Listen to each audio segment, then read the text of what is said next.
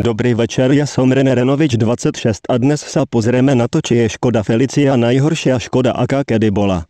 Spraviť toto video ma napadlo, keď som počúval moju oblúbenú pesničku o mojom oblúbenom aute.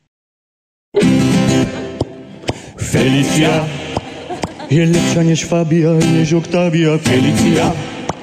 V tomto úseku videa sa rozpráva o tom, ako je Škoda Felicia lepšia ako Fabia a Octavia. Dobré, ale existujú aj ostatné modely. Napríklad Rapid 130, Superb, Romster, Yeti, Scala, Karoq, Favorit a mnoho ďalších. To znamená, že všetky ostatné modely Škody okrem Fabie a Octavie sú horšie ako Felicia? Ne. Autorovi pesničky sa nechcelo menovať všetké modely Škody, tak len spomenul Fábku a Oktávku. To je koniec videa, chcel by som vám poďakovať za 10 odberov a za to máte odo mňa fany obrázok.